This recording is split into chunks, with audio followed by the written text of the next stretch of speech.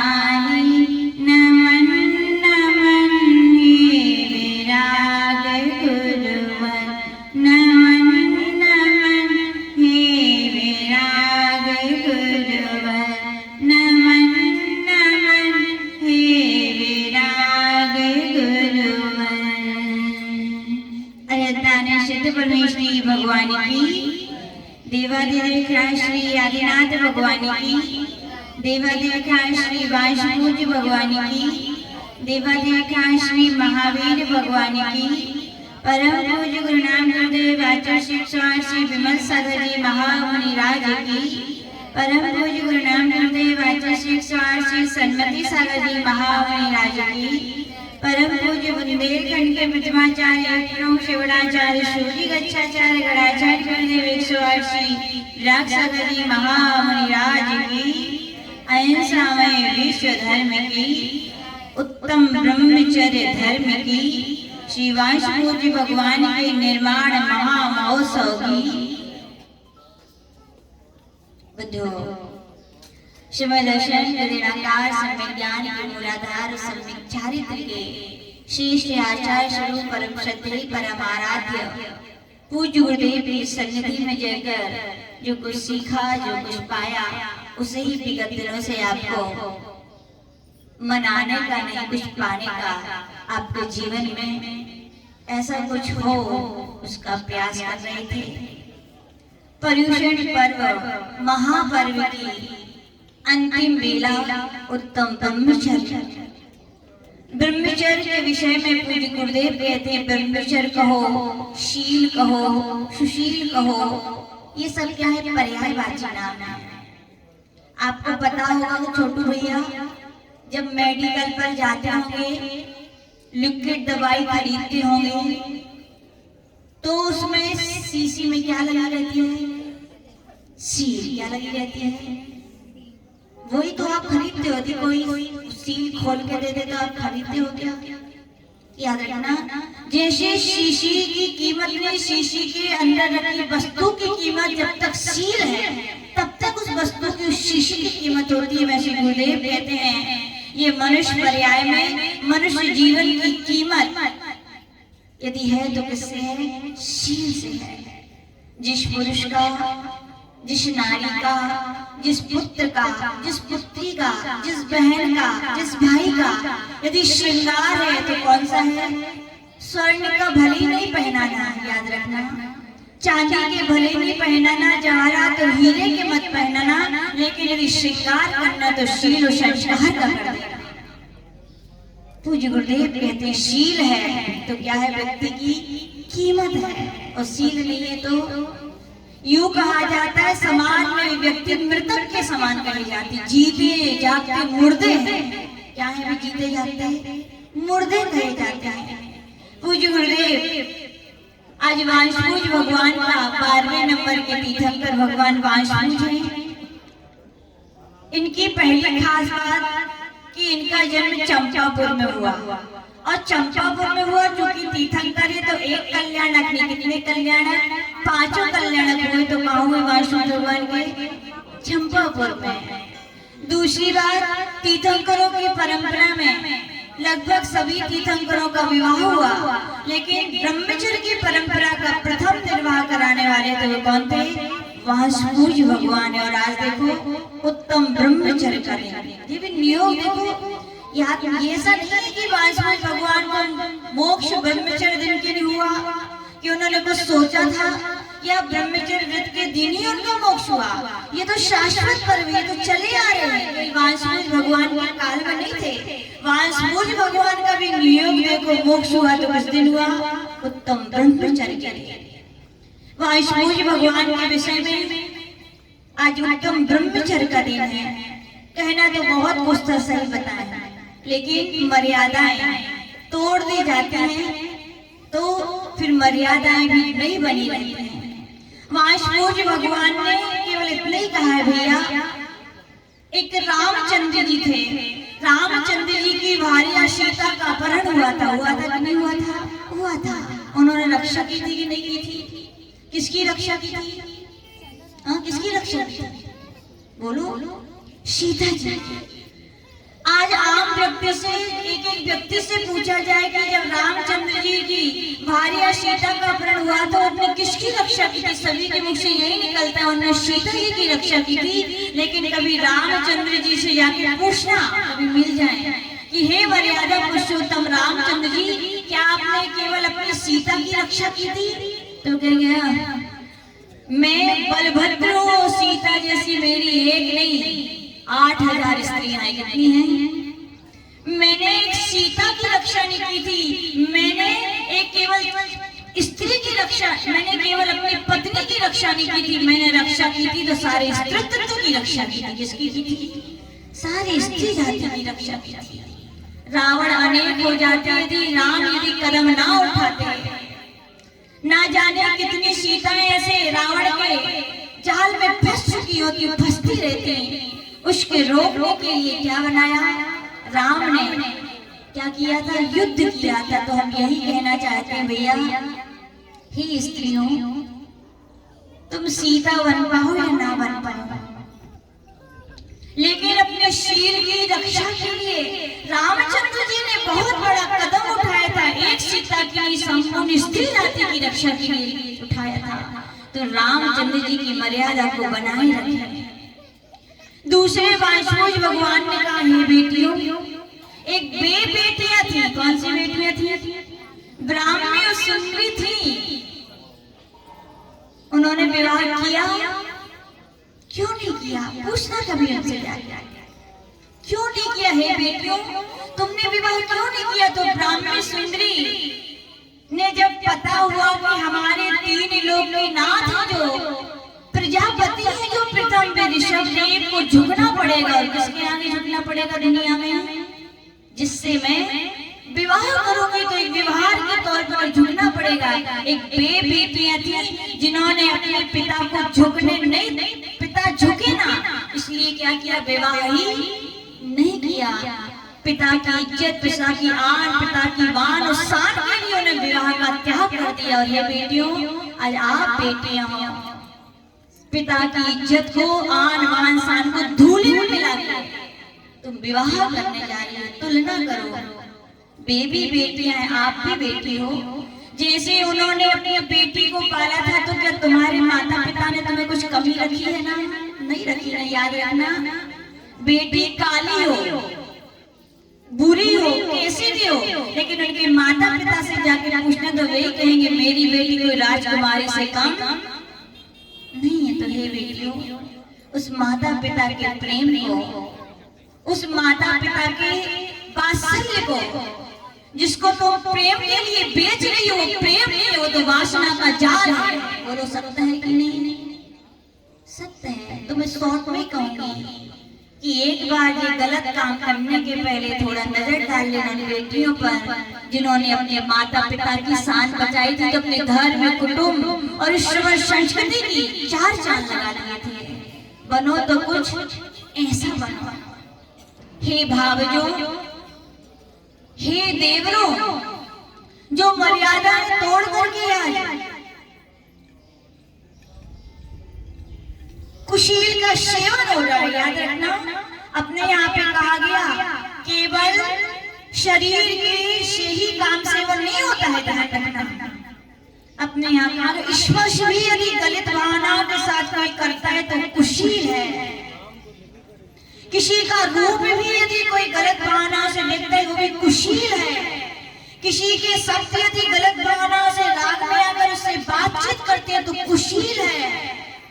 स्पर्श, रूप, मन और किसी के विचारों में यदि आप डूबे हो तो क्या है? वो भी एक कुशील है। बन जाना लक्ष्मण की तरह। वनवास में जब सीता का हरण हो गया, रामचंद्र जी ने ढूंढने निकले, एक उनका आभूषण मिला। एक आभूषण को उठा कर पूछते, भैया देखो ये तुम्हारी भाभी का कुंडल है। राम लक्ष्मण कहते, भैया मैं नहीं जानता। देखो ये भाभी का हार है, मैं नहीं जानता। विधायक जी भी आए हैं। रामचंद्र जी और लक्ष्मण के इस वृत्तांत को वे भी अच्छी तरह जानते होंगे। एक व्याख्यान पर, एक उसके लिए आभूषण जब दिखाए गए तो लक्ष्मण के मुंह से क्या निकला था अंजलि भाभी, मैं नहीं जानता। और जब उनकी बिछोई रामचंद्र जी ने उठा के कहा कि भैया देखो क्या ये बाबा जी ये है क्या तुम्हारे, तो भैया तुरंत बोले हाँ हाँ भैया जरूर जरूर ये माँ सीता के चरणों की ये बिछोई है। राम कहते भैया तुम्हें इतने सारे आभूषण दिखाए तुम नहीं पहचाने और बिछोई दिखाई तुम पहचान के क्या कारण है। तो वहां पर लक्ष्मण कहते भैया मैंने सीता भावच के लिए पूजा है तो माँ की तरफ पूजा है, दृष्टि रखी है, देखा है तो माँ की दृष्टि से देखा है। और जब जब भी दृष्टि उनके अन्य आभूषणों पर नहीं दृष्टि गई है तो मेरी कहाँ गई है, केवल उनके चरणों में गई है। इसलिए मैं जानता हूँ तो क्या जानता हूँ, बिछोई को जानता हूँ तो कहना चाहते हैं हे भावजों हे देवरों क्या बन जाना, लक्ष्मण बन के रहना। कैसे रहना, तो उस घर में राम जैसा प्रसिद्ध राज्य आ पाएगा। क्या पाएगा, राज्य आ पाएगा। आज भगवान कह रहे हैं ब्रह्मचर्य व्रत अलग है, ब्रह्मचर्य महाव्रत अलग है और ब्रह्मचर्य धर्म अलग है।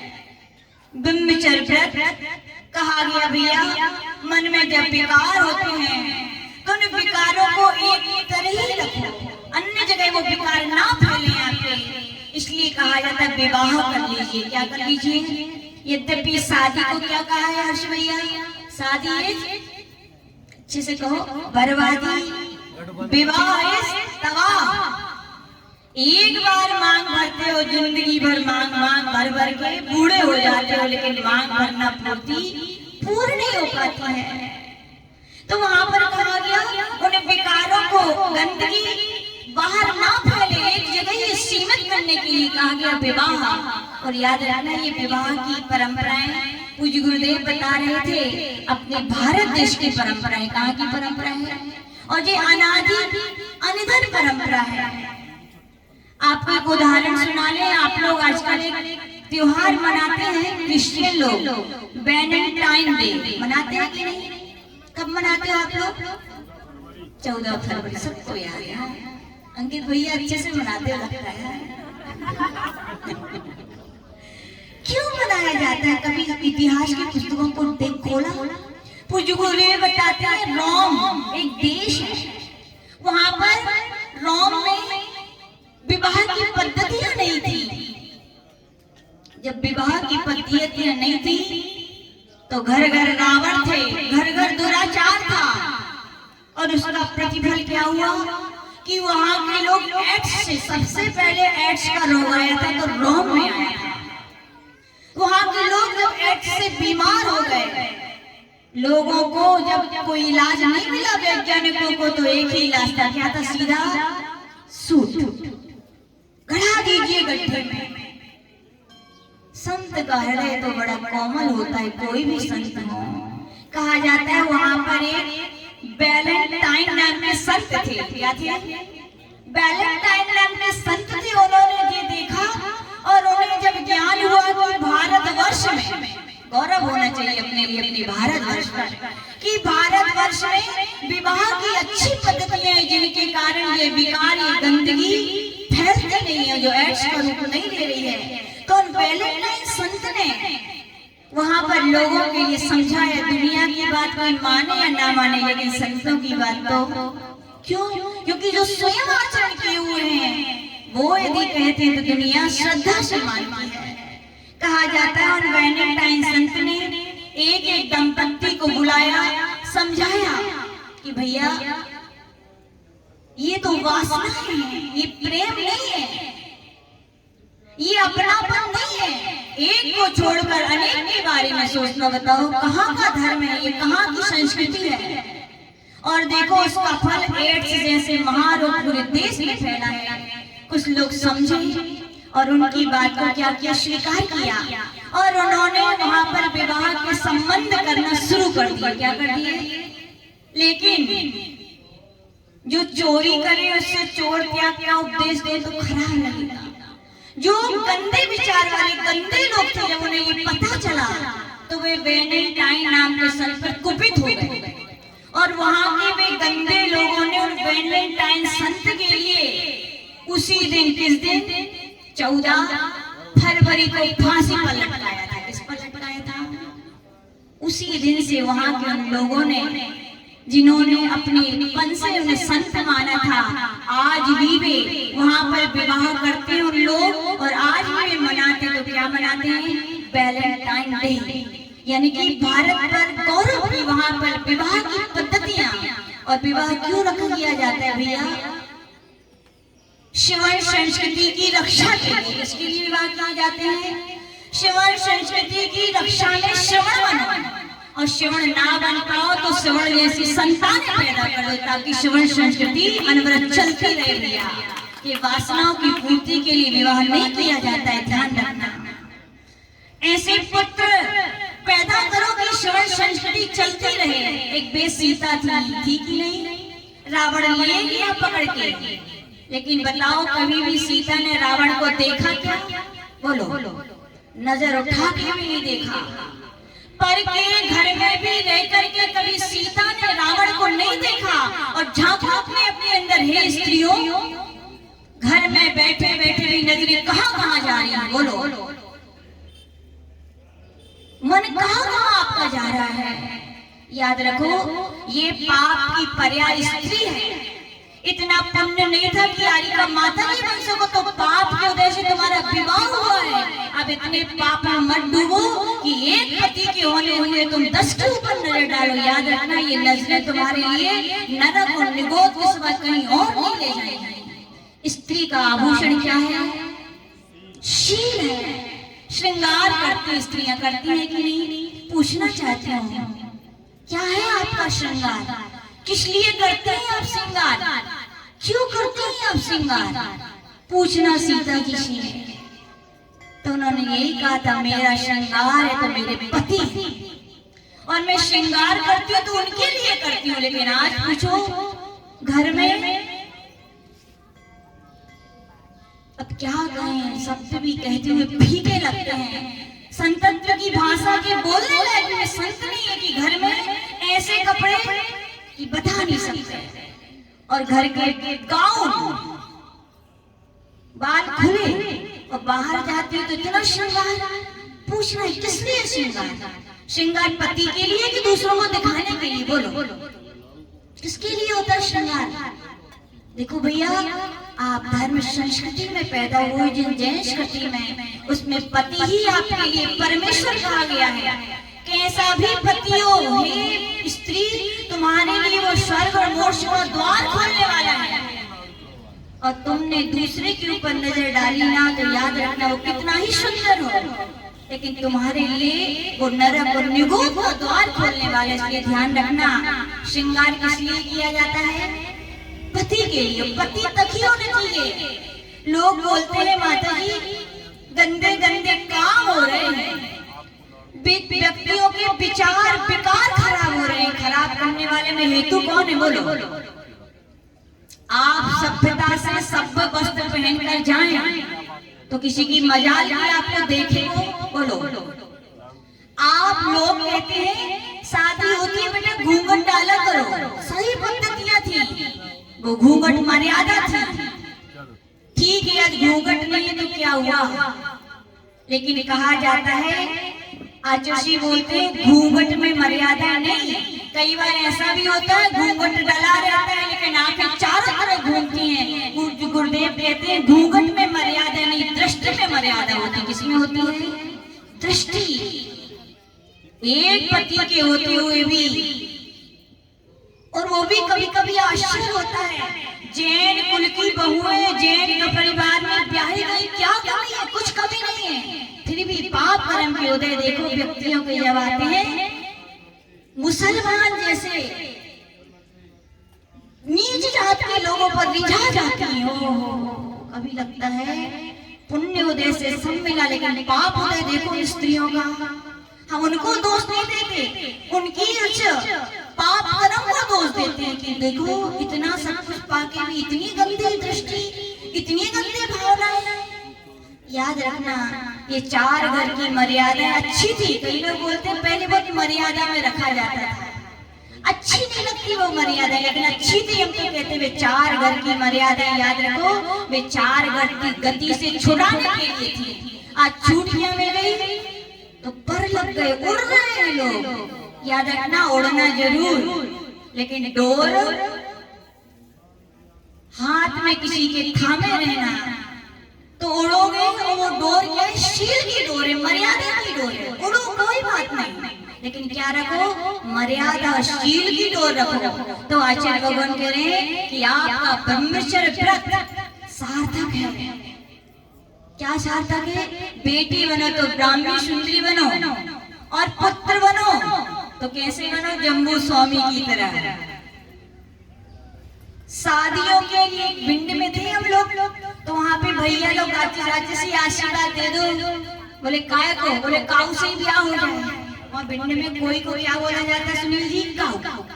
बोले गुरुदेव आशीर्वाद दे तो काऊ से ब्याह हो जाए। ये भैया काऊ से ब्याह करने, लेकिन ब्याह करने नहीं। अरे रे भैया, विचार करो, वे जम्मू स्वामी थे जिनकी विवाह की तैयारियां हो गई थी, लेकिन उन्होंने विवाह नहीं किया था।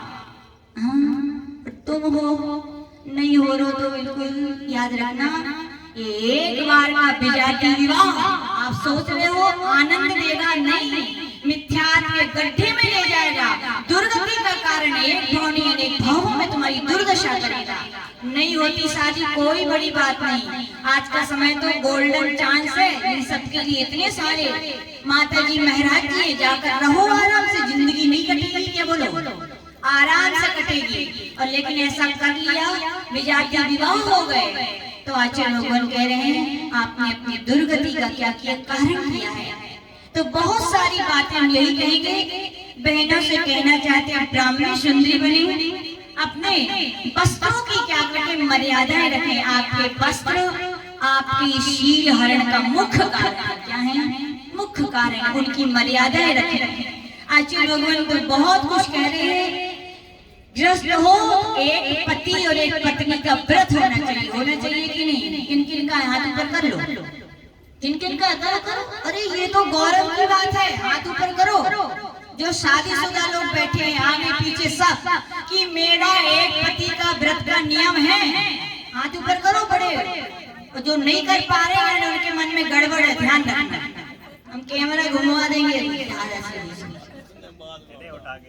देखो, कच्चा होगा हाथ तो ऐसा ऐसा, और पक्का होगा तो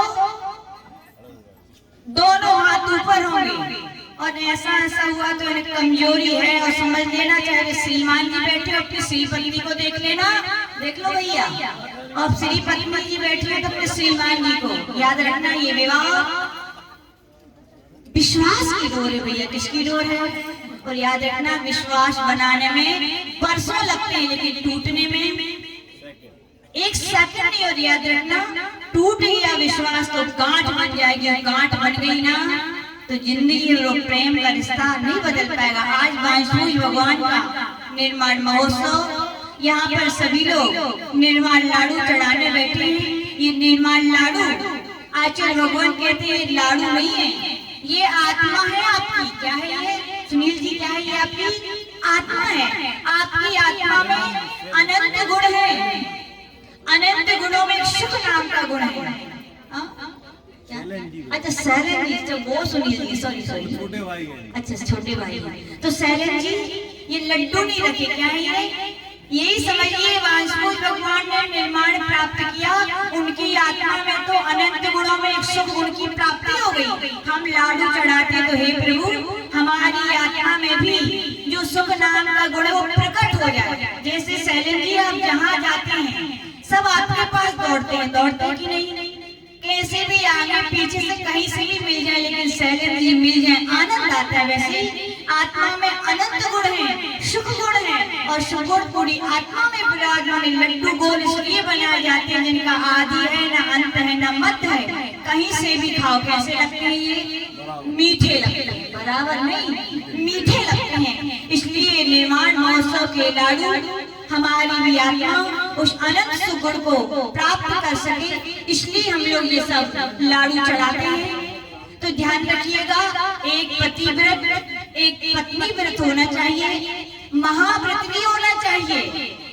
ऐसा ना हो 40-40, 50-50, 60-60 के लोग बूढ़े हो जाते हैं लेकिन वासनाएं उनकी बूढ़ी नहीं हो पाती। भैया जागो, मानते हैं बांसुरी भगवान की परंपरा के, नहीं तो आदिनाथ भगवान की परंपरा के तो बन जाओ। कि 40-40, 50 साल मेरी भावना ही नहीं हो रही कि निवृत्त हो जाए। अरे विजया सेठ और विजया सेठानी थे जिन्होंने शादी करने के बाद भी आजीवन ब्रह्मचर्य व्रत का पालन किया। इतना नहीं कर पाते तो कम से कम हर महीने में 10, जितनी उम्र जैसी है, 10 दिन, 20 दिन, 25 दिन, ये श्रृंगार भैया भोग आपके जीवन के श्रृंगार नहीं है। और जिनके जीवन में इतना व्रत होता है वे ही महाव्रतों को धारण करते हैं। और जो महाव्रती होते हैं वे भी साधना करके 14वें स्थान में जब पहुंचते हैं, जब उनकी 18,000 शीलों की पूर्णता होती है, उनकी उत्तम ब्रह्मचर्य व्रत होता है। तो आज उत्तम ब्रह्मचर्य व्रत के दिन हम सभी बेटियों से यही कहेंगे, जब तक शादी ना हो तब तक ब्रह्मचर्य व्रत धारण करें। पुत्रों से भी जब तक शादी ना हो, हे पुत्र, हे भाई, तुम्हारी बहन पर कोई गलत नजर डालता है तो तुम्हें अंगारी सी चिंगारी लगती है, और तुम किसी बुरी की बहन पर डालते हो तो थोड़ा विचार करें और नियम धारण करें कि हम कभी भी किसी गलत स्त्री पर नजर नहीं डालेंगे। श्रीमती जी नियम लें, एक पति के अलावा किसी अन्य के ऊपर नजर नहीं डालेंगे। श्रीमान भी नियम लें, एक जिससे विवाह किया उसके अलावा सब बहन है, माता है और पुत्रियां हैं। ऐसी निर्मल जब दृष्टि होगी तो नियम से हमारे जीवन का उत्थान और कल्याण होगा। जय बोलिए परम पूज्य गणाचार्य गुरुदेव विराट सागर महामुनि राज की।